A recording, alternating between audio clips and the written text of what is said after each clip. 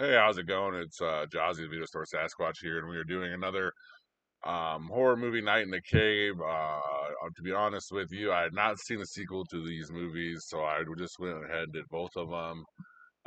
First one is Don't Breathe, directed by Fede Alvarez, starring Stephen Lang, Jane Levy, Dylan Bennett, and Daniel Zavada. Three delinquents break into the house of a war veteran who is blind to steal his money. However, they discover that the man is not as defenseless as he seems. This movie is very good. Came out August 26, 2016, at a budget of 9.9 million, had an opening of 26.4 million. So right there it tells you that they were gonna make a sequel because it doubled its take. So it definitely hit its advertising money and then some.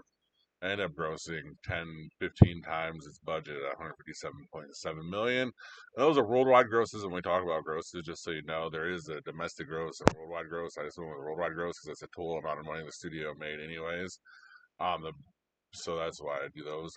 Anyways, Jane Levy, very good in this. Stephen Lang, awesome as the blind man. He had to wear special contacts that did kind of cut off his sight for some of the darker lit scenes they said. I mean, it's crazy visuals. I love the part when they're in the basement and it's completely black, and he's pretty much has the advantage at that point in time because they're not used to that, and he's not even phasing him because he's already used to using his other senses and stuff like this. Yeah, very good movie. I was definitely looking forward to a follow up. I just don't know why I never caught it. But back to this one. We start with the kids clearly breaking into a house and then like finding what they need to rob it, and send it to the guy. The guy gives them information on this blind man who has scored a settlement from his daughter dying, and um, from this daughter dying in an accident. And after that, they decided they're gonna rob him, and that'll be like one big score. And I'm telling you, like if you're like a robber or a criminal or a drug addict or anything that equals one last big score, just kind of just walk away from it and then just be done with it because obviously you're at the end of your rope as is of what you're doing, and then on top of it you think that there's a delusional fucking last rope here and that this is the most amazing score ever. And it will not be, especially for these teenagers. If it is always too good to sound true, it is to be true. And then we find out that, of course, that this man is not only um, capable of defending himself, he will defend himself. He is a ex-Navy SEAL. I don't know if we find that out in the first one or the second one, but we end up finding out he's an ex-Navy SEAL. He's more than a person that is capable of handling himself as a blind man, and he does very well with it. To these teenagers, it's crazy. It's funny to watch some of the scenes. It's kind of sad to see it. I mean, it goes into a very dark place into um what ends up happening with this guy, and like the more we find out about this guy, which is like crazy of how much tonal difference the second one is. And we'll get into that too. But that's it is kind of a thing. Jane Levy plays, like I said, just an amazing performance here. The music and stuff, and then the silence really kind of draws you into the movie. So that is a very good job by the direction of Fede Alvarez there.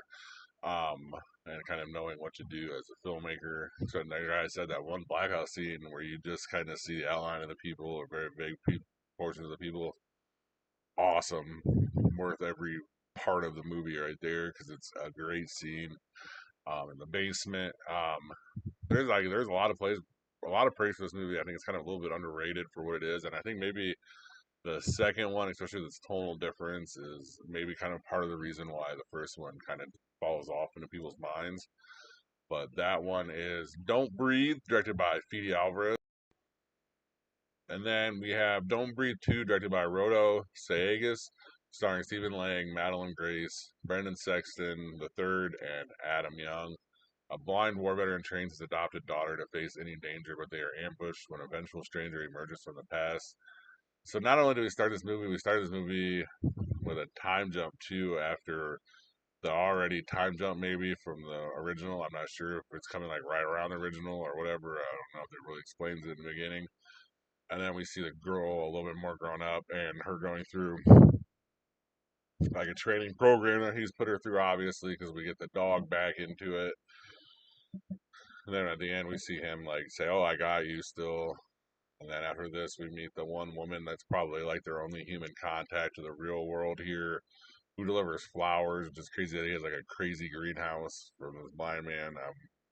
And probably flower. I bet it's not just flowers. I bet it's like like vegetables and shit like that. Now that I think about it, which makes sense. Probably living really off the grid here, and probably other stuff like this, like shopping supplies. She takes her into town. She kind of notices his kids, and she starts asking questions about her mom to the dad, and then the dad can't answer it obviously because the blind man ain't her dad. He just kind of found her, which kind of leads into like the reason why this movie happens because the family eventually comes into it.